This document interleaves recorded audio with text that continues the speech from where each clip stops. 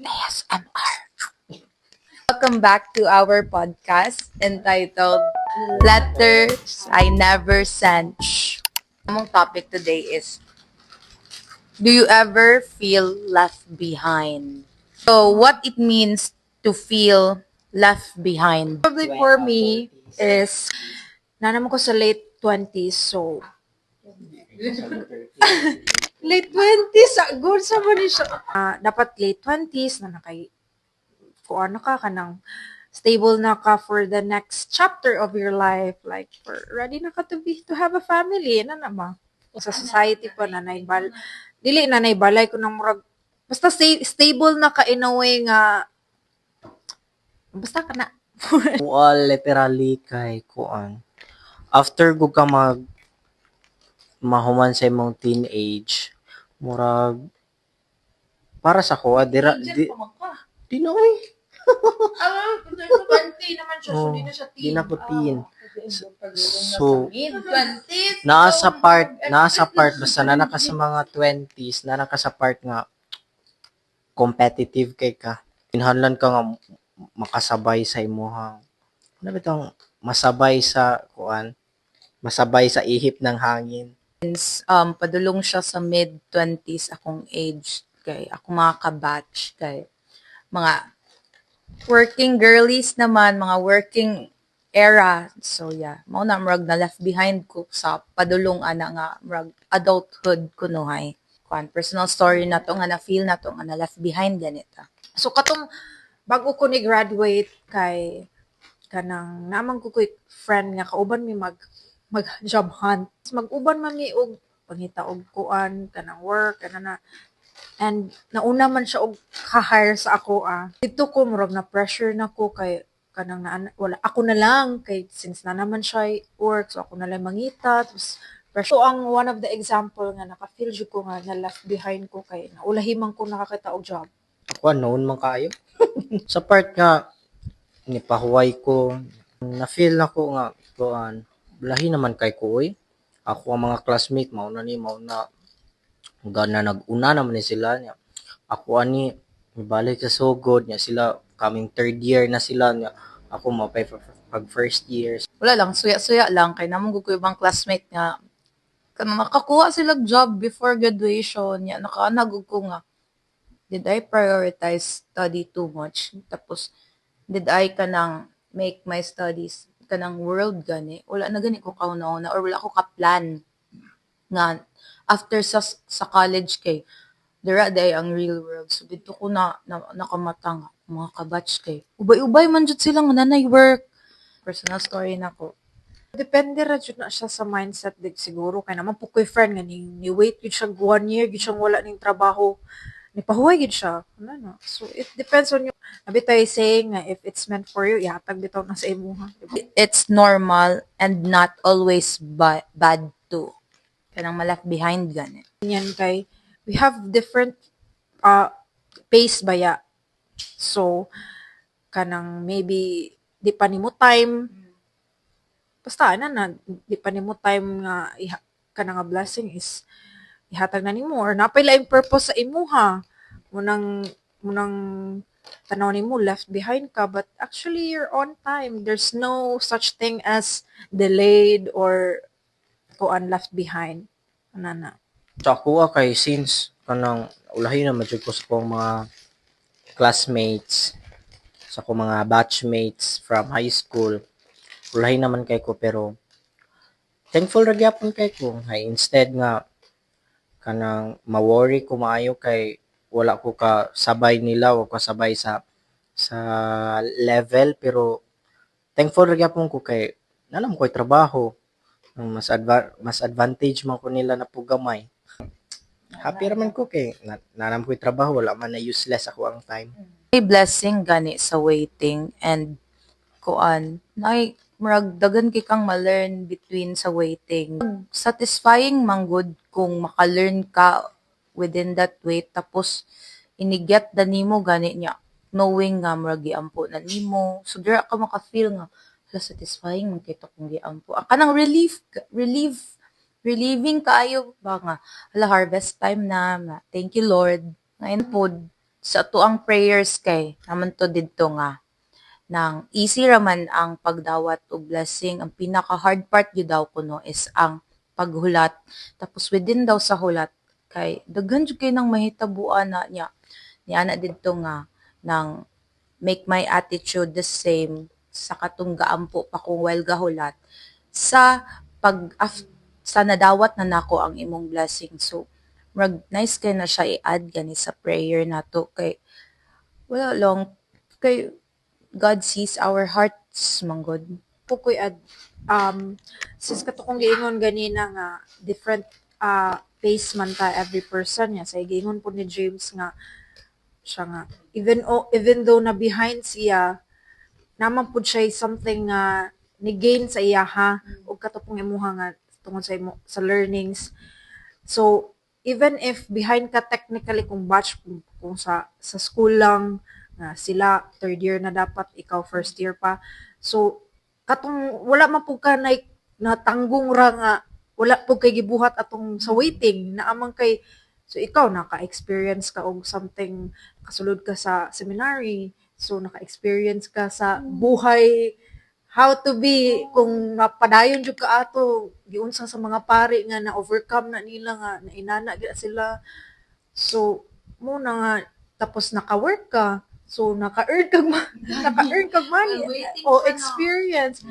And then lahi ra ba jud na ang kanang murag manabaho na ka ba kay murag mo mature pud baya ka kay ikaw na may naningkamot ganig earn sa gihaguan na nimo ang kwarta so you learn to save to kuan makita na nimo nga nung grabe jud kay atong mga parents og sa pagtrabaho na so technically wala ka na technically wala ka na behind kay na dira ra ka maingon kung behind jud ka kung wa kay gibuhat. Katong kanta naghulat ra nga kanta ba to? Or saying katong naghulat ra siya nga mahulog ang mangga siya. Why do you think we compare ourselves to others so much? Suyaan magud kay atong mga mata good. Ganahan, humans magud ta tapos dreamer pud ta good. Dili makontento sa ba wala pay contentment gani. Sa ako is tungod daghan kay temptation sa world. Ato humans man ta so we feel things nga wala man nobody is perfect so if wala ta ana mangita ta ana naakaana kay mura pug kag ma-acknowledge ba depends ra pud gyapon na sa mindset sa person. One of the reason good nga masuya ang tao sa kuan. Perminti man ta masuya sa mga maayo sa uban ba pero never ta masuya bitaw kung unsay mga bad event ana nga tao. So maybe kana bitang sobraan ra ta sa tuang pagka competitive kanang di ta gusto nga murag naa man jud guro gina sa tawo nga ganahan anan dili gusto nga malabuan ana ba murag level og kuan ba level og event bisan mingon ka nga yahaman na niya lahi man niya ko di jud na nimo malikayan nga ulo financial freedom na siya niya ako ani my god ana ba na jud na murag instinct na gid guro na nato sa nga ganun to mabot na duta guro sa mabot sa layo sa feeling na sa kay feeling kung naana ko ani sa feeling ana nana ka din na dito na ka mo ni kung nana pilain di ba nya og dili na po ka satisfy siya lagi kay ko na po lagi kay nana bitaw si Eva wala pa ni kaon sa Wala ta dire ron. wala pa kahuna ani ron equal ra gyud ta tanan. What help you reframe your perspective? Murag na learn ra man ako nga contented ra ko sa kung unsay naa nako. Although gaim gyapon ko nga ganahan ko ana pero wala di na ko magdali ba. Ano man ko sa mindset of kanang kung ako abitaw na ihatag man jud na ni Lord sa ako different man gud ang kana bitang maybe naa man gud the same day hours pero kana bitang different event bitaw ang maabot sa kada tawo so para sa kuha kay kana bitang purpose ba ano dili pa jud na para sa imuha para sa iya dili mo para sa di pa na dili gina para imuha so di jud na imuha pero instead nga dili na imo para sa imuha napoy wala niya nga maabot pud nimo karong adlaw sa ingon na bitaw murag kana bang kaboring pud guro sa kung unsay mo ang nahitabo ni Muron maura pud nahitabo sa kuha ya hapon murag same experience ba oh ano bitong oh nang lahi-lahi og kuan ba lahi-lahi experience niya oh niya ka istoryana mo ni ko nahitabo sa kuha wa man gid tayo mahimo kung magsiguro tag ingon nga i-compare na to tuwang sad sa uban. Just don't stay, ano man, i-cut off din ako, like example sa social media. Pag dito ko nag-start nga murag maka-feel og suya if makakita gani ko news regarding akong gihimo kay para di ko ma-trigger, avoid nako. Tapos nag-detox jud kog sokmed yun. Dili ko sige gunahuna nga left behind ko murag reward ra nako akong thinking gani. Kani ako ang situation ron ba sige ampo ni sa uban. Suya ako pero gikasuya. Ay, grabe nga thinking. Pag na ba nga ng basig answered prayer po ni sa uban nga, ay, wala na gani nga thought. Di na ko siya mabutang sa words. Pero, it helps man sa brain nga. Diba, sige kasuyaan po ko niya. So, basig, okay na lang. Kung asa gani ka ma-trigger, o asa gani ga-start mo ang thoughts, gani nga mga ingon na kay kailangan ni muna siya Di man totally cut off. But, if, pause lang anay ba? No. What would you say to someone listening right now who feels like they're behind in life? Kuan man ta murag kita bitay naghimo og best version ra sa ato ang kaugalingon kanang ug unsay gusto nato nga mahitabo mura po na gusto natong paningkamutan ba so dili jud na mahitabo ang gusto nato kung permera bitaw nato ikasuya sa uban ba kay murag sa kuha lang gud yung di kita mo act good. Syempre normal ra man jud na nga manabitang naman jud kuha natural man gid na nga naay mas niangat pa kaysa nato maskin same age ra ta maskin behind pa nato og age niya mas niangat pa nato kana lot of pressure biya usahay nga la kuan pa man kay to siya nang ulahi pa man ko to kay siya nako niya ano nauna pa man siya nako so maybe kuan ra pud na lesson learned ra pud na nato nga unsaon nato pag kana bitang the way ta nga makabot ang ato ang gusto tapos unsay bitay kuan kanang nanong gina-aim nato na nga gusto for what Sakto, nasulti na tanan ni Jay. Sakto bito ka ng, like, stop comparing yourself to other people. Especially karong mga di naman ron Gen Z, no? Mga Gen Alpha. So, yung mga bata pa mga Gen Alpha. So, mga Gen Z, stop comparing yourself to others. Kay, natay lain-laing facing in life. If you need a pause from SOCMED, do it. Kay very toxic kayong SOCMED if used sa different kuan. If negatively used siya. Sakto ba? Negatively used? Dili man negatively used. If negative na ang impact sa imuha, rather. Basta, pero naman po yung mga dark side ang SOCMED, pero basta yun na lang ha, ayaw lang.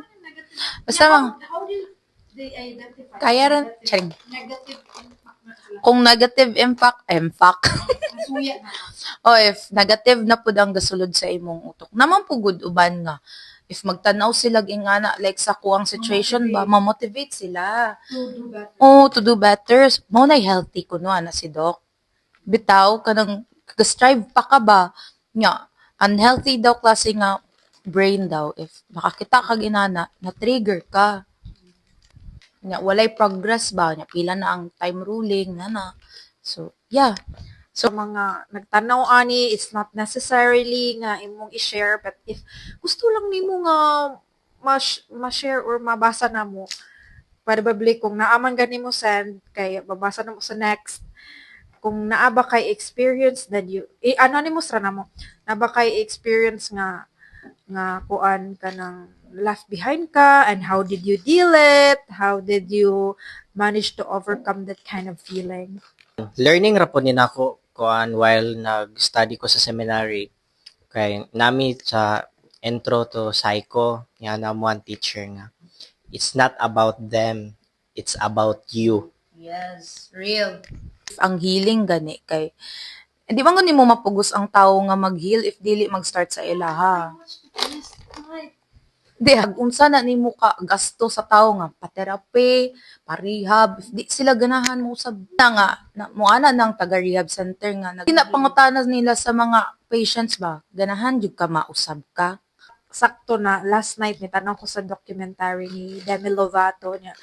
Dito jud ka sige gid siya deal balik-balik sa iyahang kuan kanang mental health issue ba like sa iyang eating disorder, sa iyang drug addiction, nya kanang tungod ang mga previews nga wala ni work even though nag-therapy na siya gibuhat na tanan tungod magud sa pressure sa iyang management kailangan man siya mag-diet kailangan siya inani so dili gusto niya di niya gusto so mo bisag saon pa ni therapy mubalik gyapon siya kay di man ni kay tungod man sa kanang mga noises sa people ba ano may pressure man daw siya sa management og kuan kanang ano ba basta tanawa to iyang documentary it's titled Dancing with the Devil nara sa YouTube nag-promote pa anyway na pa by follow up Wala na ko yung follow up pero see you sa next podcast. thank you for watching bye.